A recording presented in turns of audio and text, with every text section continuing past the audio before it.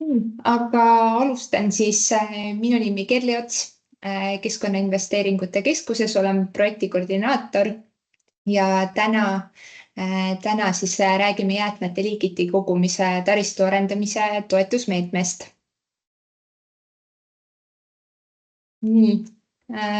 Loodan, et slaid vahetus teil ka. Siis millest me täna räägime? Kõigepealt võtab sõna Peep Siim Kliimaministeeriumist, räägib natukene veel jäätmereformist. Siis annan mina edasi teile ülevaate taotlusvoorust üldiselt, nõuetest, mis siin on. Siis räägime toetatavad tegevused ükshaaval üle, et mis seal mingisuguse asja juures võib-olla sellised tähelepanu väärsemad kohad on. Siis räägime ära ka taotluse koostamise etapid, et mis seal vaja teada on. Jäätmemudelist räägin ja siis ka e-toetuse keskkonnast ja näidistaatusest natukene, et saame parema ülevaate.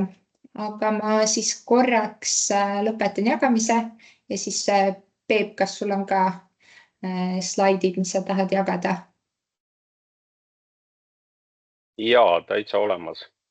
Tere hommikust kõigile. Aitäh Kerli sissejuhatuse eest. Nii, ma üritan nüüd jagada.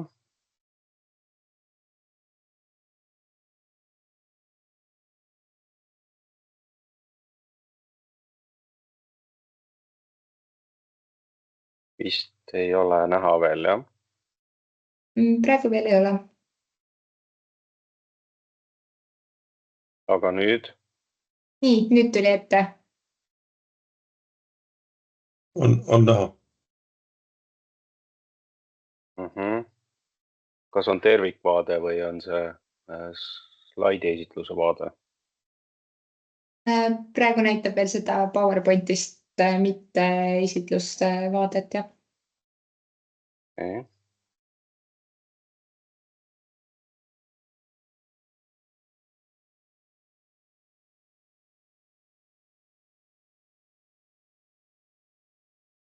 On teise ekraani siis.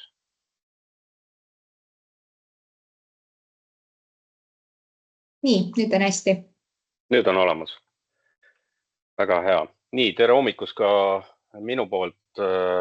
Ma vaatasin, et vist üle 50 osaleja. Väga suur rõõm näha, et nii palju huvilisi ja tere tulemast kõigile kohalikest omavalitsustest. Et rõõm teatada, et jah, see kohalike omavalitsuste taristu toetamise meede on avanenud. Ja selle eelduseks ikkagi oli see, et me jäätmereformiga liiguksime edasi, et jäätmereformist nii palju siis teen lühida ülevaate, kus maal oleme, mis on need olulisemad nüansid, põhimõtted ka kohalikele omavalitsustele. Ja siis Kerli räägib täpsemalt sellest taristumeetmest, et selle peal ma nagu ei peatukski. Aga jah, sissejuhatuseks, et nimi Peep Siim, ringmajandusosakonna juhataja, ise olen Kliimaministeeriumis olnud natuke üle aasta, aga seda jäätmereformi on siin tehtud vähemalt 1,5 aastat või isegi juba 2 aastat ja sellel on eelnevad suured uuringud ja analüüsid. Et tänan kõiki, kes on panustanud nii Kliimaministeeriumi ringmajanduse tiimist kui allasutustest, sealhulgas KIK-ist ja loomulikult kohalikke omavalitsusi, kes on oma mõtted ja oma head ideed siia reformi sisse pannud. Nüüd me oleme siis jõudnud nii kaugele, et kõiksugused suured kooskõlastusringid on tehtud ja siis mõned nädalad tagasi ka Vabariigi Valitsus kinnitas selle jäätmereformi ehk ministrid on üksmeelel, et see, mis on kokku kirjutatud, on hea asi ja see saadeti siis edasi nüüd ka Riigikokku, kus siis lähiajal on toimumas ka keskkonna- ja majanduskomisjoni kohtumised, kus siis seda reformi arutatakse edasi ja suunatakse esimesele lugemisele. Ehk ajakavast rääkides siis tõenäoliselt 2. ja 3. lugemine jäävad meil sügisesse, ehk eesmärk on ikkagi see reform veel sellel aastal vastu võtta. ja seda kinnitab seda tahet ka koalitsioonileping, kus jäätmereformist on ilusasti juttu tulnud. Ja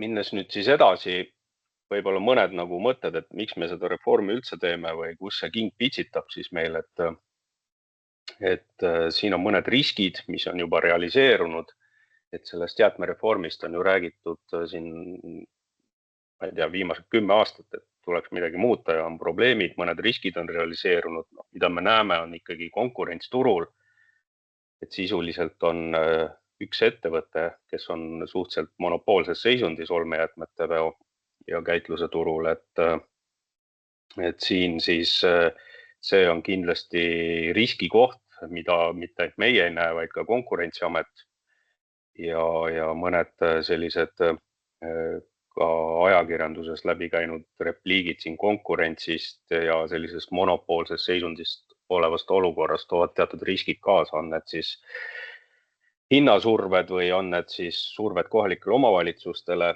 teha nii, nagu siis teenuse pakkuja tahab, mitte nii, nagu tellija tahab.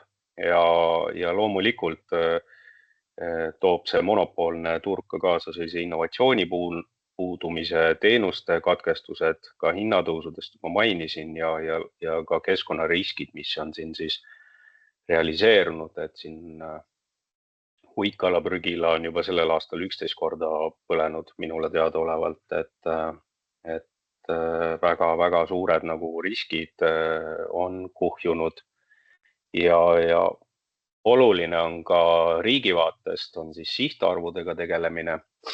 Et kui me vaatame Euroopa Liidus keskmisena, siis olmejäätmete ringlussevõtt on seal 50+. Meie oleme siin aastaid olnud siin 31, 32, 3 juures ja nüüd viimastel aastatel on toimunud väike hüpe. See on tõenäoliselt tingitud ikkagi meil biojäätmete liigiti kogumisest, kus siis pandi kohustus üle-eelmisest aastast biojäätmeid liigiti koguda. Ka Keskkonnainvesteeringute Keskus koostöös ministeeriumiga töötas välja toetusmeetme ja ettevõtjad said näiteks Maardusse biogaasitehase rajada võimsusega oli kuni 20 000 tonni. Ja ettevõtjad tegid selle ära, ehk see näitab nagu, et on küll võimalik muutusi teha biojäätmete põhjal, et on positiivseid trende, aga ikkagi sellest ei piisa ja me peame tegema arenguhüppe siin. Ja siin ka skeemil on näha see, kuidas siis liigiti kogumine ja ringlussevõtt omavahel nii-öelda käsikäes liiguvad, ehk selleks, et ringlussevõtt on meil tegelikult vaja liigiti koguda rohkem. Vaja see materjal saada siis olmejäätmetest välja, et seda oleks võimalik ringlusse võtta. Ja siin on ka siis jäätmereformis seatud eesmärgid, et 27 aastal siis 67% tuleks liigiti koguda olmejäätmeid, et siis me suudaksime ka ringlussevõtus olulise arenguhüppe teha. Ehk Eesti on saanud ka eelhoiatuse just selle sama olmejäätmete ringlussevõtu osas ja 25 aasta lõpuks peaks see 55% olema, meie oleme siin kuskil seal alla 40, et seetõttu hädasti on seda reformi vaja, seda muudatust vaja, mida on siis ka pikalt ette valmistatud. Ja kui siin võib-olla ajakirjandusest mõnikord on läbi kumanud see, et ametnikud teevad seal kabineti vaikuses ja mõtlevad midagi välja, et mis on halb, et kindlasti vaadates siit poolt, siis on, ma arvan, üks suurimaid kaasamise projekte, kogu see reform, ehk me oleme väga palju kaasanud erinevaid osapooli turult, ka kohalikke omavalitsusi, ettevõtjaid, tootjavastuorganisatsioone ja samamoodi on olnud paadis Konkurentsiamet, Riigikontroll, Euroopa Komisjon, 21 aastal valmis ka suur Maailmapanga analüüs, mis tegelikult annavad just sisendi selleks reformiks, mida me oleme pikalt ette valmistanud, et kindlasti julgen öelda, et seda pole tehtud kabineti vaikuses, vaid kaasates hästi palju erinevaid osapooli. Et ma arvan, et seetõttu saab ta ka selline tasakaalukas muudatus kogu jäätmekorralduse maastikul. Ja kui nüüd vaadata kohalike omavalitsuste vaatest, et mis on need suuremad muutused, mis siis reform kaasa toob, on kindlasti see, et siin vasakul pool on siis kehtiv olukord ja muutus paremal pool, et hiljem tulevad ka mõned täpsemad slaidid, aga tegeleme rohkem siis liigiti kogumisega, et kui jällegi võib-olla ajakirjanduses siin on kohati jäänud kumama, et nüüd läheb tohututeks prügikastide või prügikonteinerite paigaldamiseks maja juurde, et siis tõmban selle ootuse maha või lootuse, et kindlasti teeme seda väga efektiivselt ja tiheasustusaladel piirdume seal 4 konteineriga ja noh, kui tuua võrdluseks soomlased, siis neil on 7-8 konteinerit, et me üritame siis ikkagi reformi raames kindlasti keskenduda rohkem tiheasustusaladele, saada see materjal sealt kätte ja luua siis näiteks tiheasustusaladel selline ühtne standard siis pakendijäätmete kogumiseks. Pakendijäätmete puhul siis kohalik omavalitsus hakkab veohankeid kuni vaheladustusaladeni korraldama. Hiljem tulevad ka skeemidelt on võib-olla lihtsam aru saada ja siis inimese vastutus jääb siis pakendijäätmete puhul siis 50 sendini tühjenduskorra eest. Ehk ülejäänud siis kogumise kulud ja käitluse kulud peavad kõik tootjavastu organisatsioonid kandma. Ja hankete puhul siis on see, et üritame tekitada või plaan ongi tekitada siis turule rohkem konkurentsi ehk selgelt eristada jäätmekäitluse ja veohanked ja mis tähendab siis seda, et kõigepealt kohalik omavalitsus hangib käitlushanke, näiteks segaolmejäätmed, biojäätmete käitlus ja võib ka ühte hankesse teha eri osadena, et üks hankemenetlus ja vedude puhul siis on pakendijäätmete vedu, segaolme, bio ja siis muude jäätmete vedu. Et võib samamoodi panna ühte hankesse, aga selge peab olema see, et pakendijäätmete vedu peab olema eraldi lepinguga. Ehk võimalikult läbipaistev oleks see, et mis siis pakendijäätmete kulu on, et siis need arved adresseerida täpsemalt siis tootjavastu organisatsioonidele, inimeste osa jääb seal 50 senti tühjenduskorra kohta. Mis võib-olla veel reformist üldiselt, et eelnõu ja seletuskiri on Kliimaministeeriumi lehel üleval, et kui panna kliimaministeerium.ee/jäätmereform, et siis seal on ka viimane eelnõu seletuskirja versioon ja tegelikult on ka Riigikogu lehel olemas juba ka kõik need materjalid ja seaduseelnõu number on 657, et jätke see number meelde siis, et siis saate jälgida, et kuidas see eelnõu ka Riigikogu menetluses liigub. Ehk reformi mõte on anda rohkem võimalusi nii hangete korraldamisel kui ka läbipaistvusel, ehk see võimalus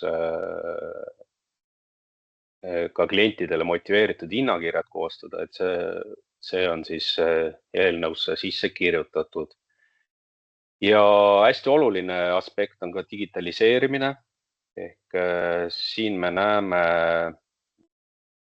seda kui reformi olulist osa ja me tahaks juba rakendada seda 2026. aastast, mis on siis see, et lihtsustatult öeldes, et kui meil on praegu ohtlike jäätmete saatekirjad, siis tekivad ka tavajäätmetele saatekirjad, me saame reaalajas sisuliselt informatsiooni näha, kus, mis kogused tekivad, kuhu need liiguvad, kuidas ka jäätmekeskustes mingid kogused lattu tekivad ja see võimaldab tegelikult meil esiteks juhtimist parandada, järelevalvet parandada ja ma ei alahindaks ka seda, kuidas see mõjutab turu läbipaistvust ja ettevõtjate käitumist turul, kui nad teavad, et on digitaalne info põhimõtteliselt reaalajas olemas selle kohta, kus jäätmed liiguvad ja mis kogused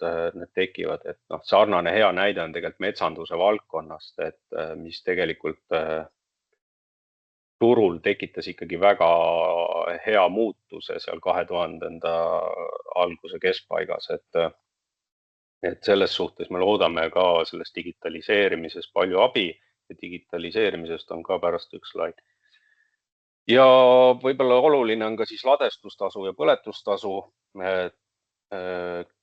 Ladestustasu tõus siis 30 eurolt 60 euri lisaks ja põletustasu kehtestamine siis näiteks segaolmejäätmeid me umbes 230-240 000 tonni irus põletame ehk eesmärk on siis see, et põletusse ikkagi tulevikus oluliselt vähem segaolmejäätmeid jõuaks ehk ka ringlussevõtu tehnoloogiad oleksid konkurentsivõimelised siis põletamise ja ladestamisega ehk eesmärk on ladestamine sisuliselt prügilatesse nulli viia või nulli lähedaseks ja põletamise asemel ka toetada rohkem ringlussevõttu. Mis tahaks kohe ära öelda, et nendele inimestele, kes siis sorteerivad või liigiti koguvad, et tegelikult hind ei tõuse reformi käigus, jääb ikkagi sinna kuni 5 eurot leibkonna kohta kuus ja tegelikult need ladestustasu ja põletustasu, need tõusud sisuliselt adresseeritaksegi neile, kes siis võib-olla keskkonnast hoolivad vähem või ei soovi siis seda materjali majandusse anda ja seeläbi töökohti luua ehk ütleme nii siis võib-olla, kes vähem hoolivad, et need siis saavad selle ladestustasu ja põletustasu tõusu siis oma arvele. Ja siin lihtsalt ka skeemina, et kuidas siis KOV hangib praegu nii-öelda vedaja käitleja koos, et kuidas praegu jäätmereformi eelsed rollid on ja siin on ka avalikud konteinerid, näiteks segapakend, paber, papp, klaasjäätmed, et siin toimub siis vedamine läbi 3 tootjavastu organisatsiooni, et isegi nädalavahetusel külas, kus mina elan, käisin just vaatamas, et millised tootjavastutusorganisatsioonid on siis konteinerite omanikud ja päris naljakas oli vaadata, kus konteinerid olid ühes kohas, aga erinevad organisatsioonid olid, et ei tundu efektiivne lahendus.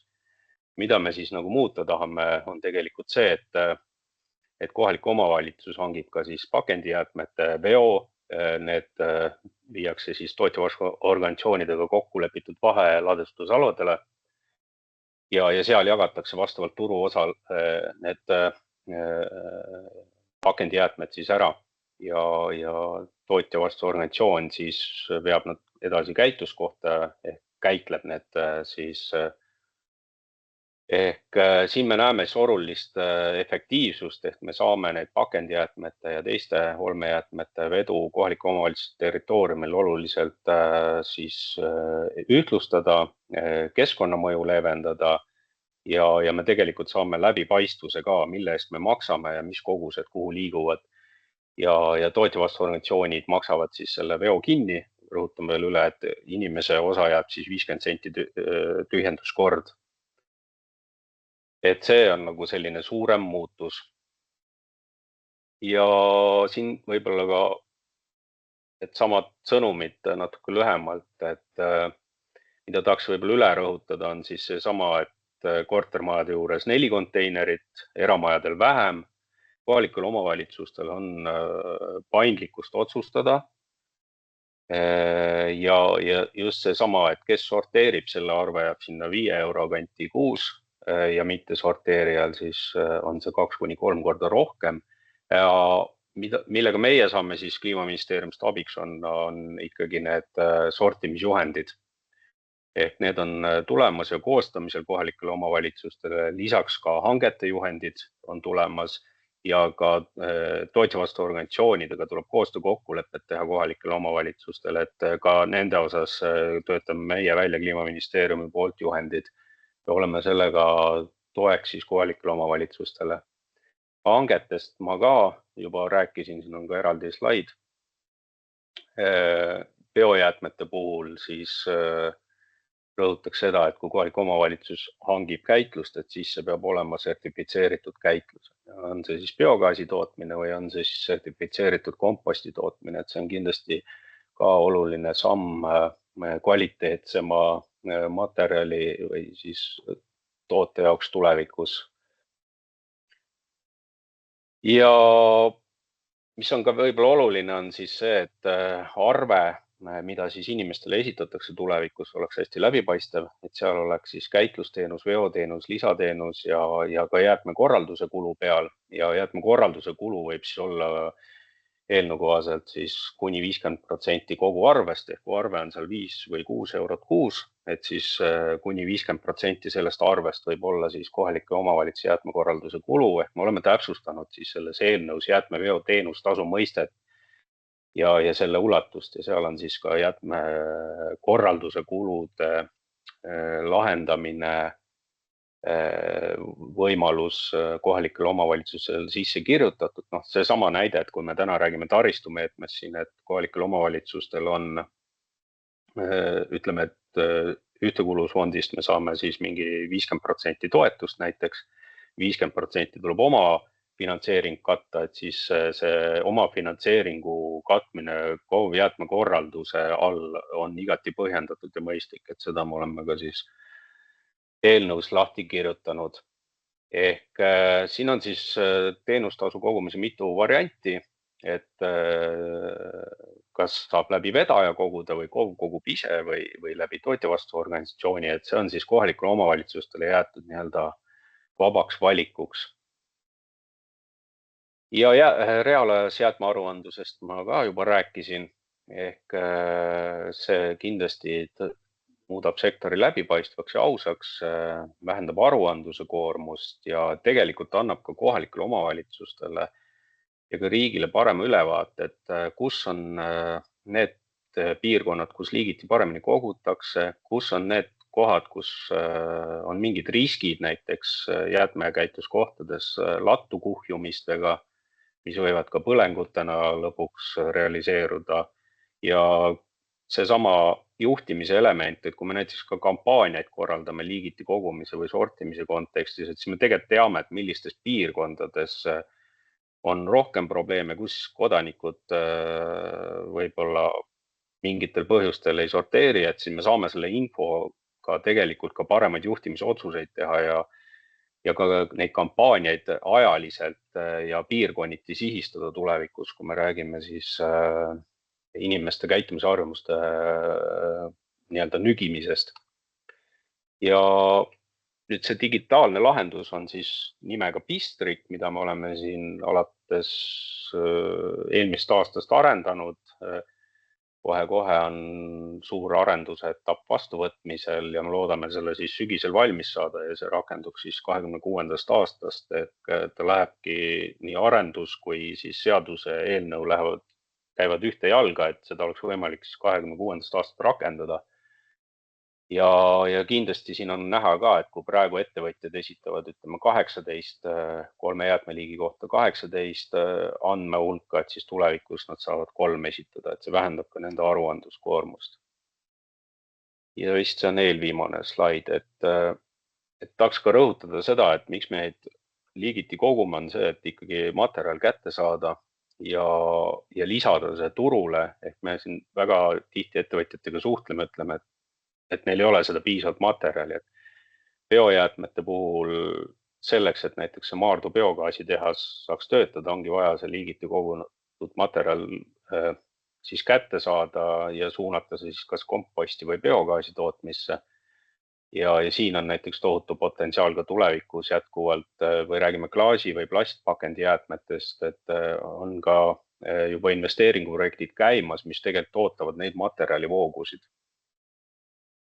Ja viimane slaid on siis minu poolt see, et oluline on rõhutada, et kedagi ei jäeta üksi. See reform on hästi suur muudatus nii ettevõtjatele, kohalikele omavalitsustele kui ka ametkondadele ja me oleme selle tegelikult tervikuna läbi mõelnud, et üks asi on see seaduseelnõu, mis siis jõudis Riigikokku, mis loob selle juriidilise aluse, aga teine on ikkagi need rahalised toetused, et siin on väljavõte KIK-i lehel olevast ligikaudu üle 100 miljoni eurosest toetuspaketist, milles siis küll enamik liigub seal kuskil 8 miljonit eurot ettevõtjatele, aga ka kohalikele omavalitsustele on see siis taristu arendamiseks 35 miljonit eurot, et see on see rahaline pool. Teiseks on see digilahenduste väljatöötamine, mis turule peaks nagu tooma värskust juurde ja teiseks ka tegelikult andma meil paremad juhtimis- ja järelevalve instrumendid tulevikuks. Keskkonnaagentuur on ka jäätmemudeli välja arendanud, millest täna siis räägime siin ja tulemas on siis juhendid ja juhised ja veel on ka planeerimisel mitmeid projekte, mis siis toetavad selle reformi elluviimist, et ma tahaks ka omalt poolt öelda seda, et kedagi ei jäeta üksi, me teeme seda koos ja ma arvan, koos saame hästi sellega ka hakkama. Ehk soovin kõigile head infopäeva jätku ja liigume ikkagi mõistliku jäätmekorralduse suunas, mis on nii inimesele, loodusele kui majandusele kasulik. Aitäh!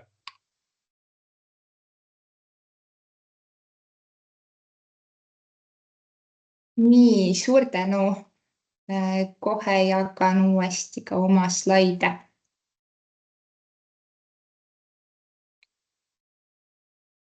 Nii, tulid ette ilusti. Nii, jah, oleme esimese punktiga jõudnud siis lõpule ja nüüd edasi siis räägin veel toetusmeetmest teile. Kui te olete käinud kas siis nendel infopäevadel, mille me Kauriga koos tegime, siis ma arvan, et olete seda slaidi juba näinud, aga käin uuesti lühidalt ikkagi üle, et mis need peamised asjad siin selle toetusmeetme juures on. Raha jagame ühtekuuluvusfondist. Toetus on suunatud KOV-idele, KOV-ühendustele, KOV-asutustele, hallatavatele asutustele ja siis taotlusi võivad esitada ka KOV-i äriühing, MTÜ ja sihtasutus. Ja seda siis võib ka teha mitme KOV-i üleselt, et ühise taotluse esitada, et mingisuguse ühise koostööorganisatsiooni kaudu taotluse esitada. Taotlusvoor avanes täna kell 10 koos infopäevaga, et on tänasest siis võimalik e-toetuse keskkonnas taotlust sisestama hakata. Siin ma saan hoiatusena öelda seda, et ma sain aru, et EIS-il avanes täna ka üks eraisikutega seotud voor, mis võib tähendada seda vahel, et e-toetuse keskkond on natuke aeglane, et seal on palju kasutajaid, et siis ei tasu meelt heita, vaid saab natuke kannatlikkust varuda ja siis seal ikkagi koos toimetada. Jah, nagu ma ütlesin, toetuse taotlemine toimub e-toetuse keskkonnas. Taotlusvooru eelarve on 15 miljonit eurot. Siia siis ühe taotleja kohta on toetuse summa 75 000 kuni 2 miljonit eurot. Erinevatel KOV-idel on erinev toetusmäär, see jääb siis 60 kuni 80% vahele. Seda on võimalik siis meie kodulehel eraldi lisast uurida, et mis täpselt teie KOV-ile sellel hetkel kehtib. Toetuse siis andmise eesmärk ongi, et kohalikes omavalitsustes jäätmete liigiti kogumist edendada, et oleks materjali, mida siis ringlusesse hiljem võtta. Siin on ka siis uuesti välja toodud kõik tegevused, mida me siit selle toetuse raames siis toetame, mis on liigiti kogumise vahendite soetamine, kogumisringide tegemine, siis kogumispunktide rajamine ja täiendamine, jäätmejaamad, täiesti uued kui ka siis vanade rekonstrueerimine või laiendamine, biojäätmete ringlussevõtt ja digitaalsed lahendused. Projekti tulemiks siis peab olema liigiti kogutud jäätmed, et nende arvu suurendamine. Siin on ka link KIK-i kodulehele, et kus on siis toetusmeetme põhiline info alati üleval, et sinna ma loon ka arvatavasti sellise tabeli, kust on võimalik jälgida taotlusvooru eelarve täitumist. Et kui palju on taotluseid ära esitatud, et kui palju see summa veel on. Et ma arvan, et pigem see võiks ka siis niimoodi kindlust lisada, et siis on näha, et on endiselt võimalik veel taotlusi esitada, kas on raha veel, et mis see seis sellel hetkel täpselt seal on. Ja kodulehel ka võib-olla, kui tekib selliseid asju, mis on võib-olla tihedamini küsitakse, et siis äkki ka selline korduma kippuvate küsimuste lahter sinna tuleb, et siis on võimalik uurida, mis teised on küsinud ja mis need üldised vastused on. Aga liigun edasi nõuete juurde. Põhilised nõuded siis, et tegevus peab olema kooskõlas jäätmemudeliga. See on see sama Kauri poolt loodud lahendus siis. Ja see jäätmemudeli stsenaarium peab tagama 70% ulatuses liigiti kogumise. Et seda on siis seal selle mudeldamisega võimalik teha.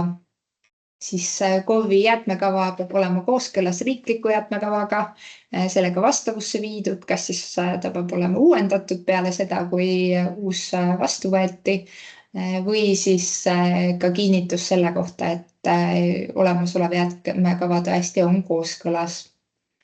Ja tegevus siis peab olema kooskõlas KOV-i enda jäätmekavaga, et peab seal juba sees olema.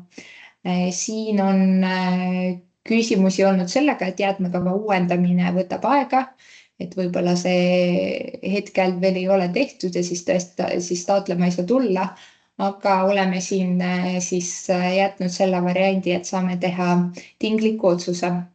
Tinglik otsus tähendab seda, et rahastamisotsuses on sees selline punkt, et see hakkab kehtima sellest hetkest, kui see jäätmekava saab ikkagi päriselt uuendatud, et siis see annab natukene sellist lisaaega, et sellega tegeleda. Aga selle saame siis ka täpsemini läbi rääkida, kui te juba taotluse esitamise juures olete.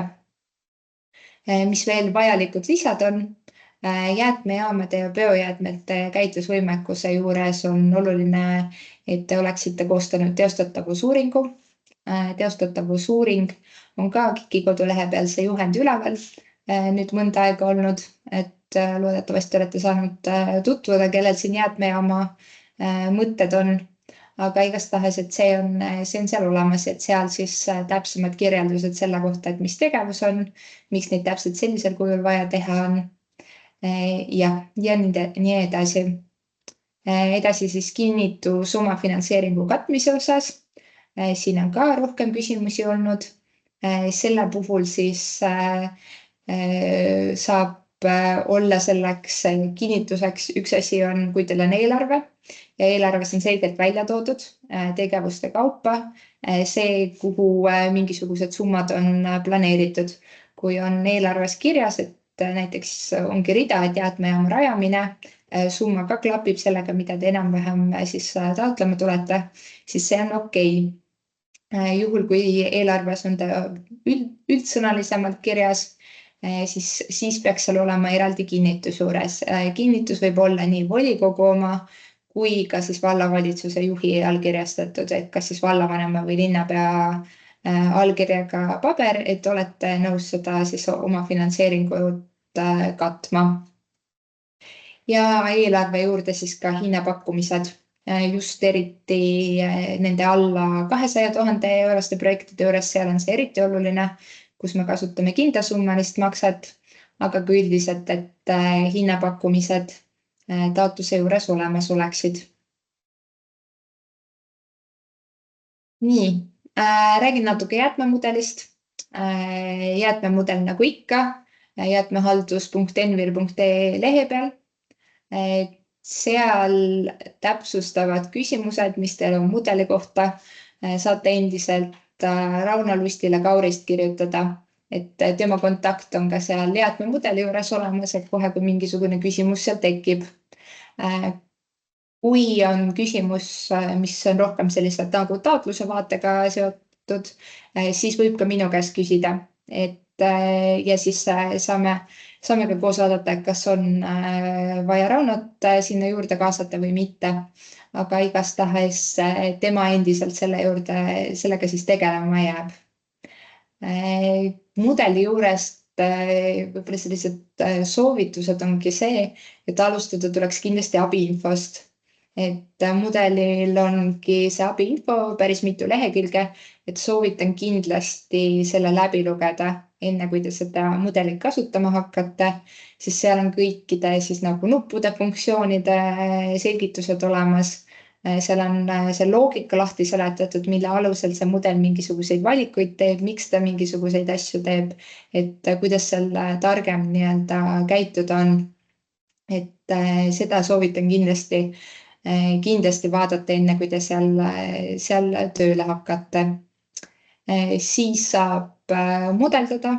Mudeldamine siis tähendabki seda, et te loote nii-öelda sellise stsenaariumi seal, mis te arvate, et teil oma omavalitsuses võiks olla. Nende samade asustustüüpide kaupa saate valida, kuidas te mingis piirkonnas soovite jäätmeid kokku koguda. Ja selle alusel mudel siis loob lahenduse, vaatab, kuhu, mida, kui palju on mõistlik siis juurde teha.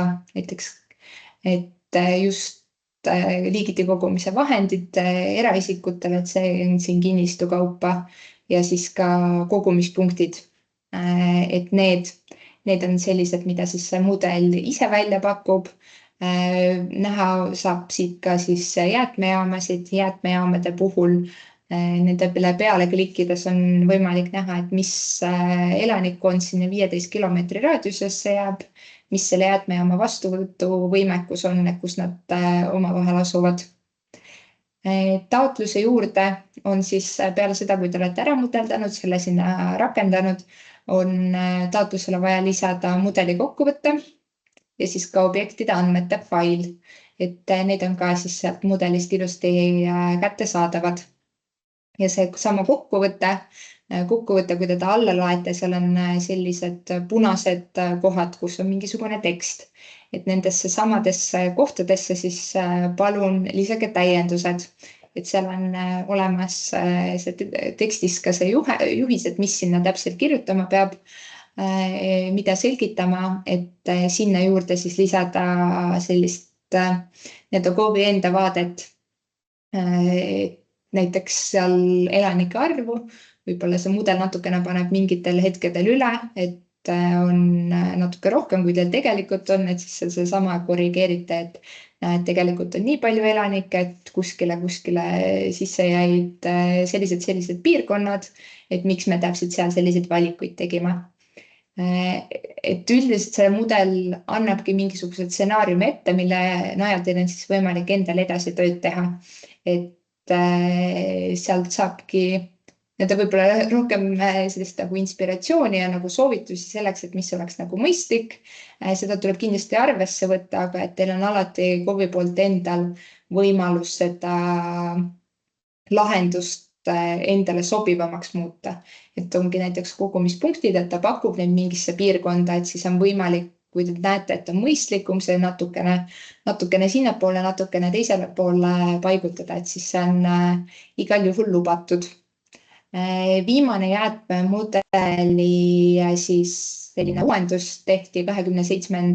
mail, et kõik jäätmemudeli sellised versioonid, mis teil on salvestatud, mis on nagu varasemalt tehtud, et oleks hea, kui te nüüd teeksite uuesti seal mudelis need ümber selles mõttes, et kui teil on see kokkuvõte olemas endal, et siis saate vaadata, et mis valikud te seal tegite, need valikud uuesti panna ja kui see tekst jääb ka samaks, et siis selle saab lihtsalt sinna ümber kopeerida. Aga selle kohta siis Kaurilt ka tuli teile meil, et mis need täpsemad uuendused seal oli. Üks olulisem oli see segapakendi siis sealt äravõtmine ja seal mõningad ka sellised errorid, mis seal varasemalt olid. Need said ka samamoodi parandatud siis. Ja lisaks siis sellele jäätmemudelile saate infot ka Evaldist. või siis e-vallast, et seal on siis selline nupp kohe, kus on koostöö KIK-i tabel, et sealt on siis võimalik saada info selle kohta, kui palju teil mingist jäätmeliigi jaoks mõeldud kogumisvahendeid ja kui suuri teil siis KOV-is on praegusel hetkel olemas. Kuna jäätmemudel päris andmeid ei tea, sest need ei olnud võimalik niimoodi otseselt ära siduda, et siis sealt e-valdist saate vaadata, et kui palju teil on ja siis sealt teha sellise väikse arvutuse, kui mudel mingisuguse arvu teile pakkus, nii palju on olemas, et mis see vahe sealt tuleb, et kui palju siis oleks vaja juurde teil soetada. Aga jah, igastahes kui jääte ka mudeliga hätta või seal tekib küsimusi, et siis tõesti, et taotlusega seotud küsimused minule ja kui mudeli spetsiifiliselt mingisugune nupp kuskil ei tööta, et siis saate Raunoga ühendust võtta. Aga nüüd ma liigun edasi siis kõikide tegevuste kaupa, võtan läbi, et mida me mingisuguse tegevuse alt toetame, mida tuleb siis silmas pidada. Esimene on liigiti kogumise vahendid. Liigiti kogumise vahendeid on võimalik siis elanike tarbeks soetada. Koos liigiti kogumise vahenditega saab ka rajada aia sinna ümber, kõvakattega platsi, prügimaja näiteks, aga seda siis sellisel juhul, kui te suurendate jäätmete liikide arvu, mida selles punktis või selles kohas on võimalik ära anda või siis ka nende konteinerite mahte. Et lihtsalt nende varjualuste rajamine siit abikõlbulik ei ole. Süvamahutid, et nende kohta olen saanud küsimused, süvamahutid on ka abikõlbulikud, neid saab rajada ja ka see paigaldamistööd lähevad sinna sisse, et neid on ka võimalik siis toetusest katta. Millele siis sellele toetust ei saa, ongi ettevõtetele ja ka KOV-i enda hallatavatele asutustele nende tarvikute soetamine, siis ainult segaolmejäätmete kogumiseks mõeldud vahendid, neid ei ole võimalik ja siis seesama, mis ma enne mainisin, et kõik need lisaasjad sinna konteinerite juurde on sellisel juhul, kui liigiti kogumine ei suurene, et sellisel juhul need abikõlbulikud ei ole. Mis veel oluline on, et elanikelt tohib tasu küsida nende tarvikute eest siis ainult omaosaluse piires. See tähendab seda, et kui teie toetuse protsent on näiteks 70%, 30% peate oma finantseeringut katma, siis teil on õigus elanikelt küsida siis võib-olla see 30%, mis teil omaosalust on siin.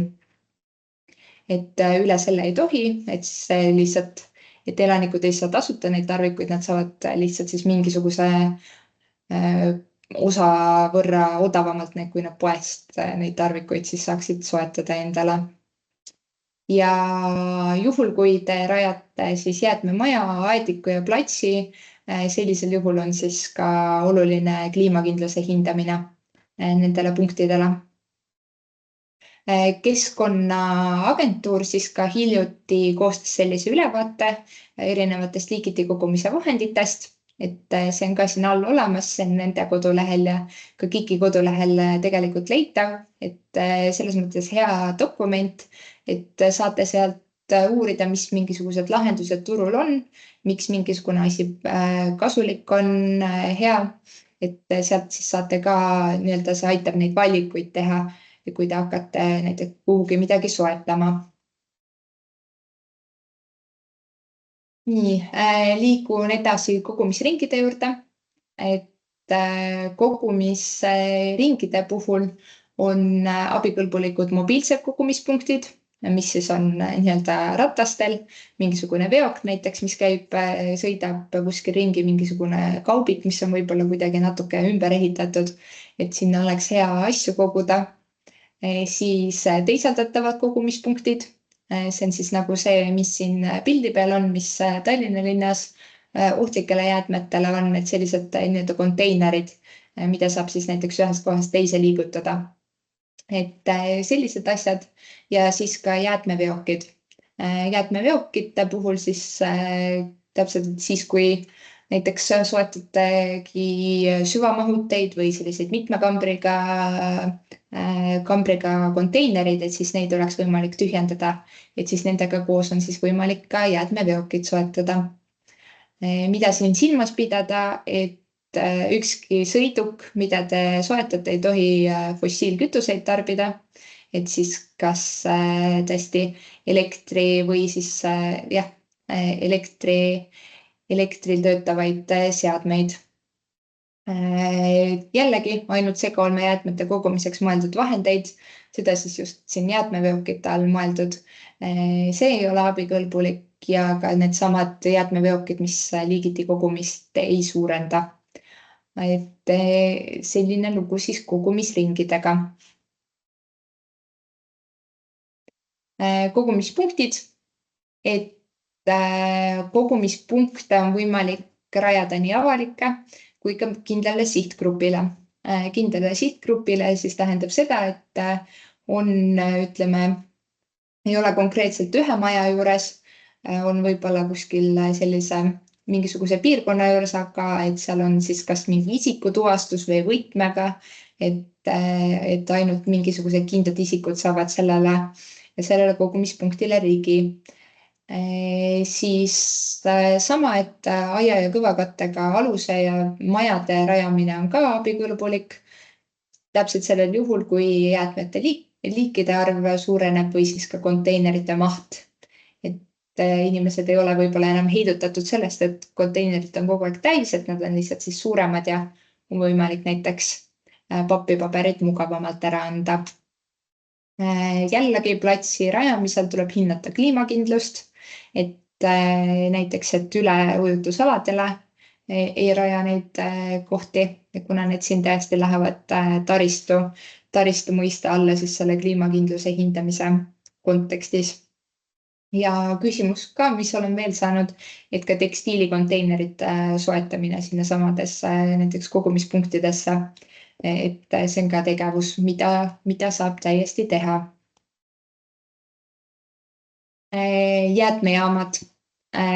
Jäätmejaamade puhul siis uute jaamade rajamine, uute jaamade puhul siis ka projekteerimine on abikõlbulik, siis ka jaamade rekonstrueerimine, laiendamine olemasolevate jaamade näitel siis ja ka siis presside mahutite autokaalude soetamine, et neid tegevusi saab ka siin samamoodi teha, kui nad siis liigiti kogumisele kaasa aitavad selles jäätmejaamas. Ja mis veel on abikõlbulik, on siis kasutuskõlblike asjade vastuvõtu ja väljapaneku ala.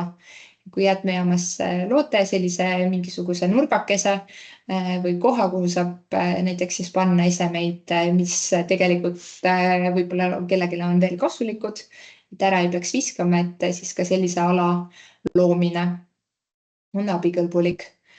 Mis me siit ei rahasta, on administratsioonihoone rekonstrueerimine, siis parandustöökojad. Parandustöökodade puhul see tegevus on meil toetatav teisest meetmest. See on siis ringsed ärimudelid ja ringmajandav KOV.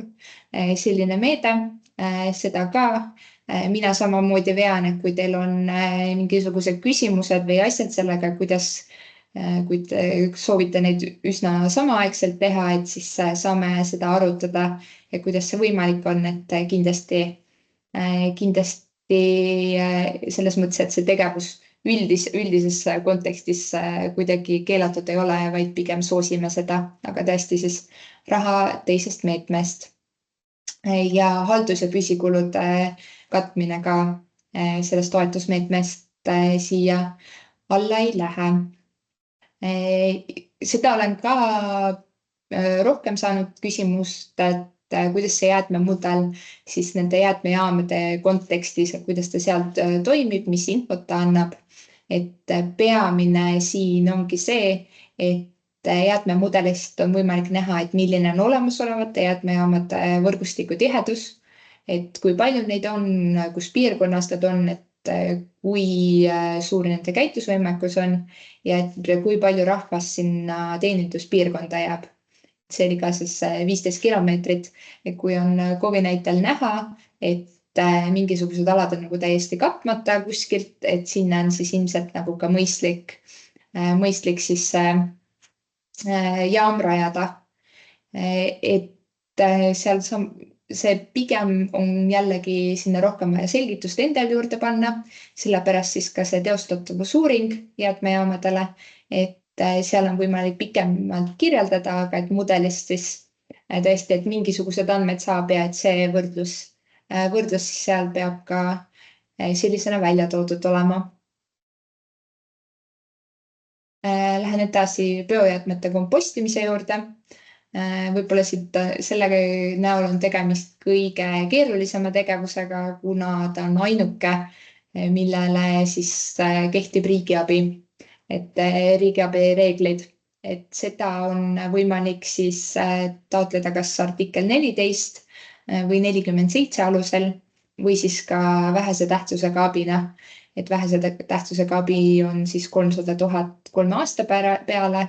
14 ja 47 puhul on siis võimalik kas määrusest uurida ka seda, et mis need toetusprotsendid kummalegi nendest on. Ja siis on ka vaja eraldi täita üks dokument, mis ka meil nüüd kodulehel on üleval, ongi siis seesama riigiabi selgitus ja kinnitus.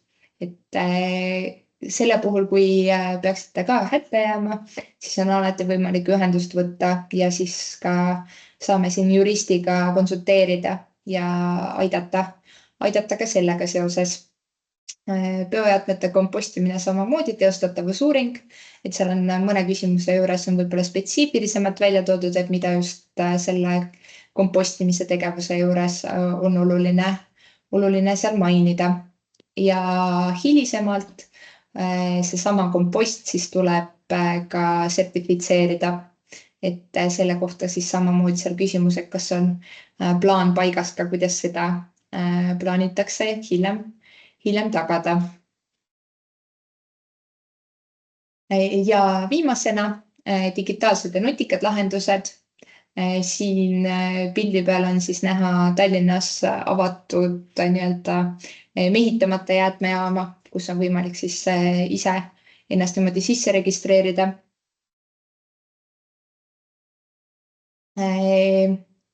Need tegevused, mis siit siis abikõlbulikud on, ongi isikutuvastusega konteinerid, näiteks selline, kus on kiip ja et konteiner saab aru, kes see on, kes siis sinna asju viskab. Siis mehitamata jäätmejaamad ongi sellised lahendused, kus inimene saab siis ise sealt toimetada. Ja ka täituvuse sensorid, et konteinerite puhul, mis siis aitavad seda veosagedust võib-olla paremini siis planeerida. Ja kaalupõhine kogumissüsteem, et see võib ka näiteks sellesama isikutuvastusega seotud olla, et kui palju siis keegi ära viskab, et selle alusel siis võib-olla kuskil siis seda ka koguse põhjal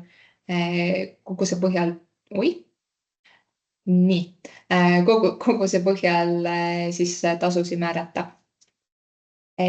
Mis siit jällegi ei ole abikõlbulik, on jäätmevaldajate registri arendamine ja siis ka veebilehe või infosüsteemi loomine ja arendamine. Et need ei ole, aga ka selle tegevuse puhul, kuna siin võivad olla sellised lahendused, mis ta varem kasutusel ei ole olnud, et siin tasub ka alati näiteks uurida, kui teil on mingisugune teistsugune mõte, et kuidas see siia konteksti sobitub ja kas on abikõlbulik. E-toetuse keskkonnast siis ka natukene. Nii. Hästi oluline on see, et te valiksite õige vooru. Et siin on 2 tükki neid. Üks on siis Tallinna ja Tartu regiooni siis omavalitsustele ja teine on siis väljaspool. Kuna sellest hetkest, kui te hakkate e-toetuse keskkonda seda taotlust sisestama, siis ei ole võimalik seda vooru enam muuta.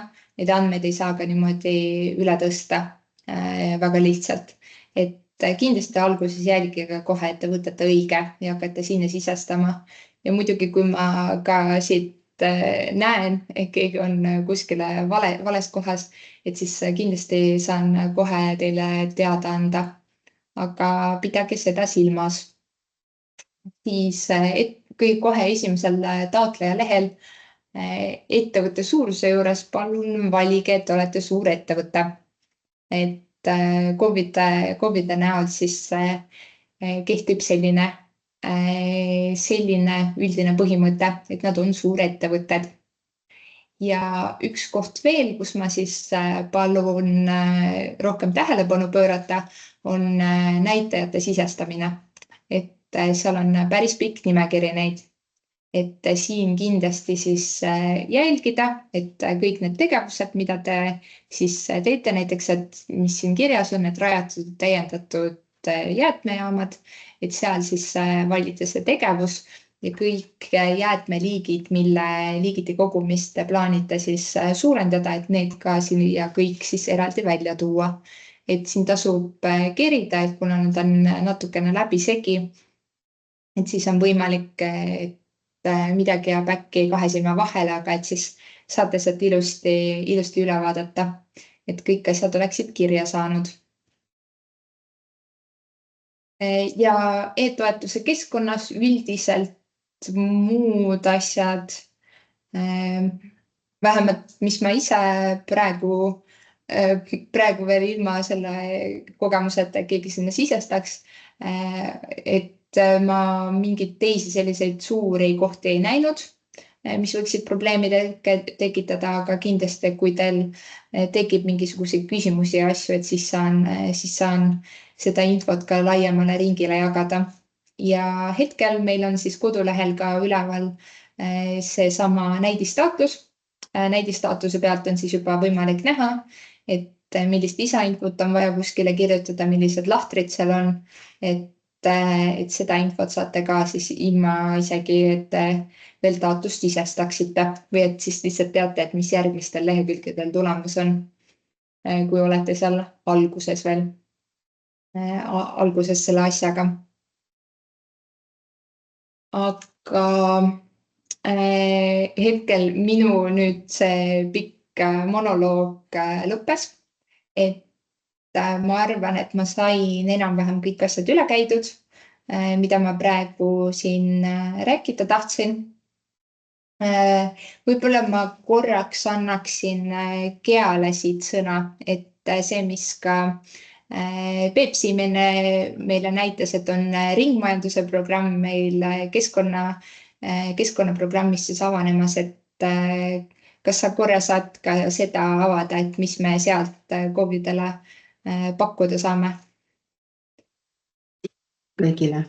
Olen Gea Kiiver ja toetan siis Kerlit tema tähtsas töös selle meetme vedamisel. Aga nii palju tutvustan tõesti, et septembrikuus on meil plaanis avada keskkonnaprogrammi taotlusvoor. Ja praegu hetkel on toimumas siis määruse muudatus, aga sinna plaanis siis sisse viia uus tegevus, uus toetatud tegevus, mis on siis septembris plaanis avada ja see on siis just nimelt kohalikele omavalitsustele koostöötoetus ja ütleme siis, et dokumentatsiooni vastavusse viimise toetus. Aga seda siis täpsemalt kindlasti selgitame veel siis septembris ja suve lõpus. Aga selle peale võib ka loota siis. Ja just selles kontekstis, kui seesama, mis me siin rääkisime, et kui jäätmekava on uuendamata või et on mingi sellist tegevusplaani vaja, aga selle jaoks on kuskilt välist abi vaja võib-olla sisse osta, et siis see oleks sealt võimalik. Aga kindlasti, et jagame seda infot, kui meil täpsemalt need asjad selgumisel on. Nüüd ma chat ei ole siin vahepeal vaadanud, et kas on siia jooksvalt mingisuguseid küsimusi tulnud. Kui veel ei ole, siis nii, et jah, Sven tõstsid käe, saad juba küsima hakata. Tere, jah. Võib-olla sellest oli juttu, ma olin natukese aega ära, aga mul tekkis küsimus, kas jäätmekavas on selge, aga jäätmehoolduse eeskiri, kuidas sellega on? Kas see peab ka olema uuendatud esitamise hetkeks või siis mingil mõistlikul perioodil? Jäätmehoolduse eeskirjaga on selline lugu, et kui need tegevused, milleks te plaanite, et need on jäätmehoolduse eeskirjas selles mõttes olemas, et näiteks mingisugused konteineriliigid on seal lubatud või mingisugused tegevused, et siis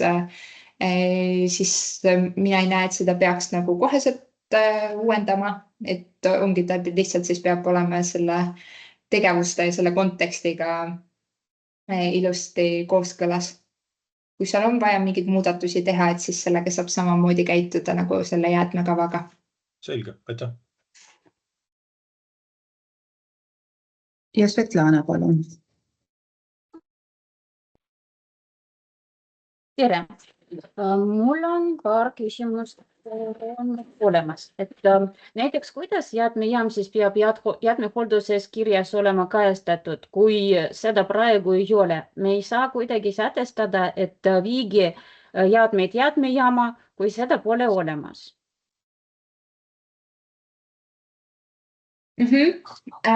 Sellisel juhul, kui teil ei ole praegu üldse veel midagi, et siis selle sama teostatavusuuringus on ka selline küsimus, mis käsitlebki seda, et kas teil on mingisugused dokumendid või mingisugused protsessid, mida on vaja algatada sellega seoses.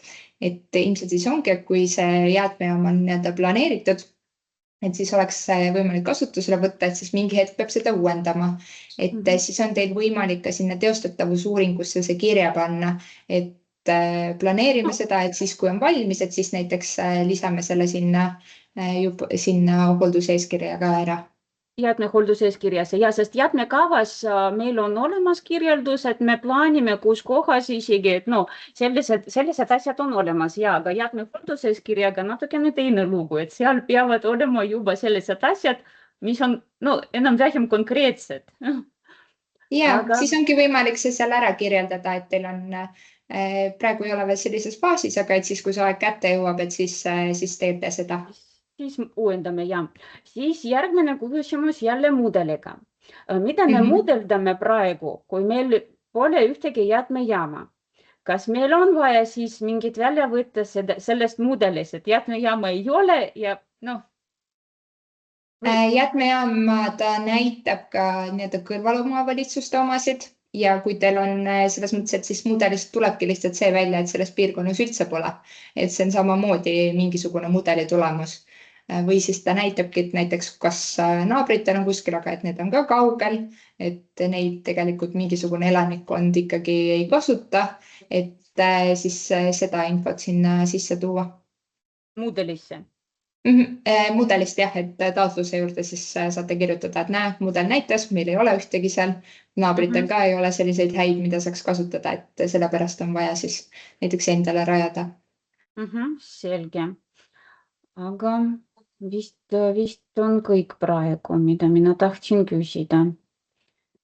Aga siis aita teile vastamast. Oi, vot veel tuli meelde ja see tabel, kus me paneme need jäätmeliigid, mida me kavatseme seal koguda ja mingid kogused seal peavad olema, aga sellised kogused jäätmejaama puhul on väga raske planeerida, sest praegu mina ei kujuta ette, kui palju jäätmeid sinna tuuakse, sest selline kogemus ja sellised arvud meil puuduvad.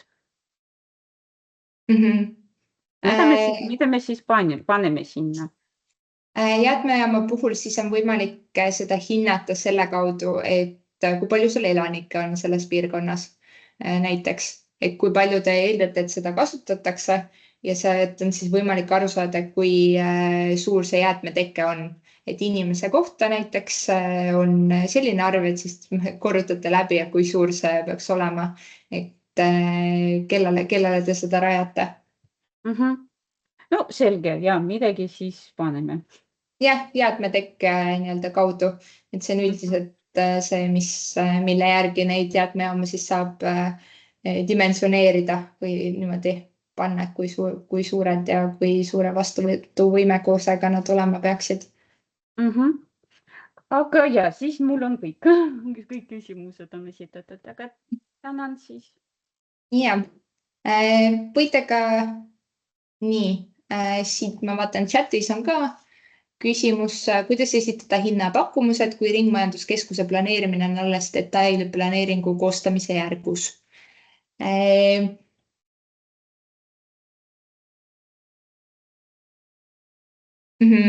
Ma mõtlen, kas teil on plaanis sellele siis ka kohe tulla toetust taotlema? Või et mis, jah? Ja täpsustan siis juurde, et plaanis on siis see ringmajanduskeskus, et ja siis sellele taotlust või sooviks sellest toetust saada, jah?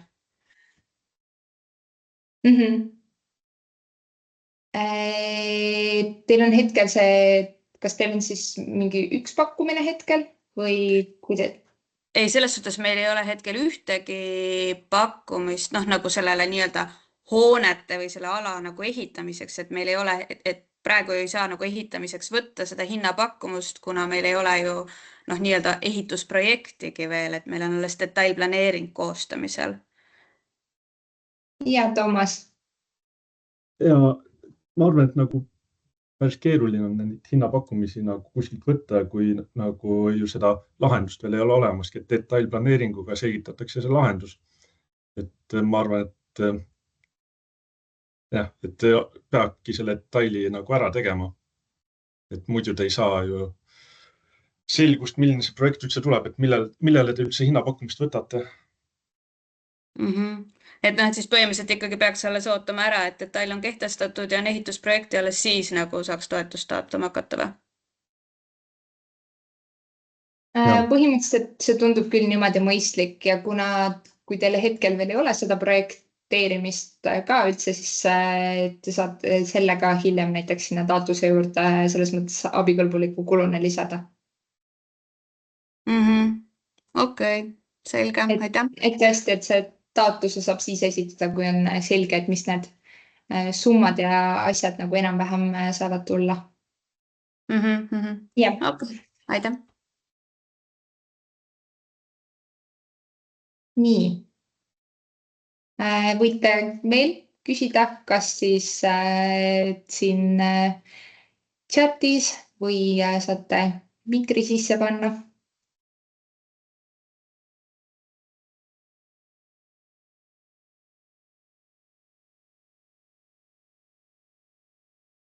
Ja, see ka, mis Peep siin chatis kirjutas, et Rauno siis saatis ka salvestuse jäätmemudeli ühest koolitusest, et seda on võimalik vaadata ja ka siin nüüd võib-olla vaatame, kuidas nende taotluste esitamisega on, et mis kvaliteet seal on, et äkki on vaja veel mingisugune kokkusaamine selles osas teha.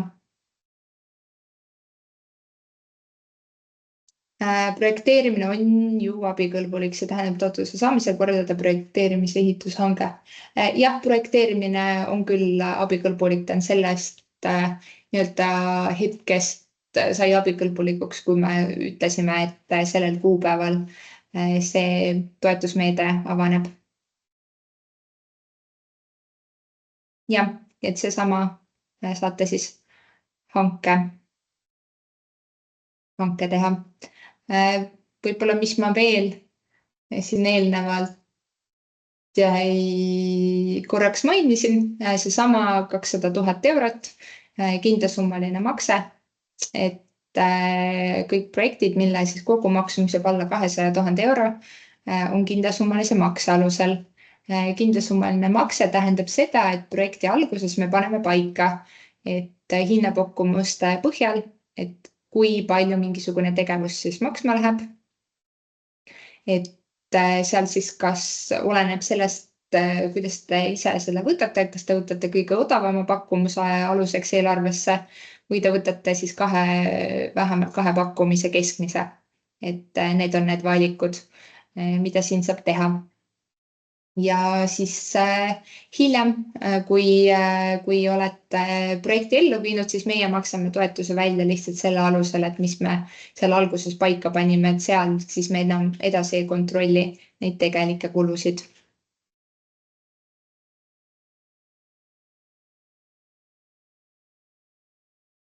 Nii, mismoodi see tingimus on kooskõlas varasemalt kuuldud infoga?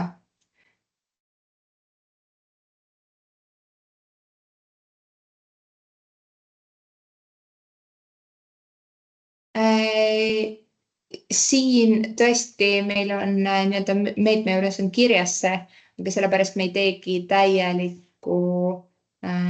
täielikku sellist otsust, et siis ta ongi lihtsalt tingimuslik nii kaua, kuni on võimalik.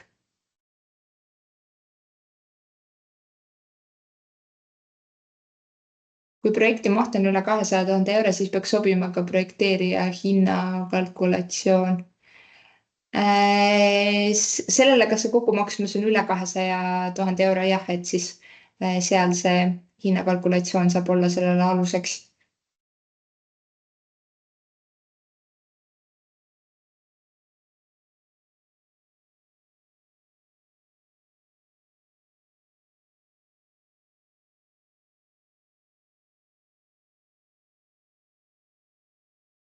Nii. Ma loodan, et need, kes tahtsid küsida, nüüd on saanud küsida. Muidugi saab alati mulle meili kirjutada, helistada. Et tõesti, kui ma mõnel päeval võib-olla kohe kõne vastu ei jõua võtta, et siis saate kas meili kirjutada või ka Geaga ühendust võtta. Et saab ilusti suhelda ja küsida. Ja ka siis, kui te hakkate juba taotlusi sisestama, siis seal projekti postkastis on täpselt samamoodi võimalik. Mina juba sellel hetkel, kui te hakkate sisestama, mina näen seda omalt poolt seda taotlust, et seal postkastis on võimalik küsida, et siis on ka võib-olla parem, et see kogu infovahetus jääb ühte kohta, et siis meil on võimalik pärast nagu see, et lihtsasti sealt projekti juurest üles leida. Aga ma arvan, et me võime selle tänase infopäeva äkki lõpetada. Salvestus läheb ka ülesse, et siin aeg oli broneeritud küll pikemalt, aga et siis saate juba ilusti näiteks e-toetusesse minna, juba taotlusi sisestama. Või siis ka, kui on veel mingisuguseid küsimusi, võtke ühendust. Aga mina tänan kõiki. Nii, mingi.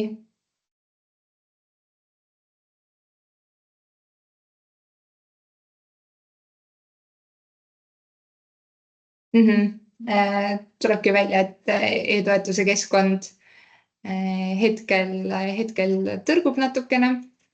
Siis on alati võimalik see näidistaatlus ette võtta ja vaadata juba, et kas saate seal mingisugused lahtrid endale näiteks valmis kirjutada ja siis, kui keskkond tahab jälle koostööd teha, et siis saate sinna ümber need panna. Et tõesti siis, kui need sellised suuremad eraisikute taotlusvoorud on, et siis nad tahavad, siis see süsteem tahab natuke aeglane olla. Jah, Toomas. Ja, Toomas jälle siin Kliimaministeeriumist. Et siin Kärt küsib, et mitu korda seda jäätmehoolduseeskirja peab muutma, et kindlasti kõik tegevused ju ei vaja seda jäätmehoolduseeskirja muutmist. Et jäätmejaama näiteks taotluse puhul ilmselt ei pea seda muutma, et eks seal on nagu neid küsimusi jah, et kuidas see jäätmereform ja kõik need jäätmehoolduseeskirjad ja dokumendid kooskõlas lõpuks saavad oldud, et GEA siin kuulutab kindlasti sügisel ühe taotlusvooru välja, kus me aitame kohalikke omavalitsusi siis nende dokumentide uuendamisega. Aga praegu juba saab ju taotlusi teha nendele osadele, mida jäätmehoolduseeskiri ei puuduta.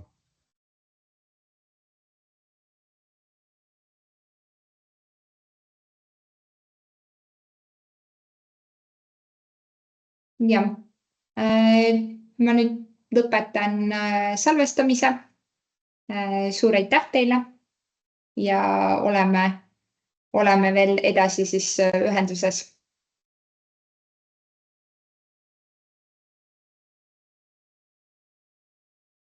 aitäh, nägemist! aitäh! Mm.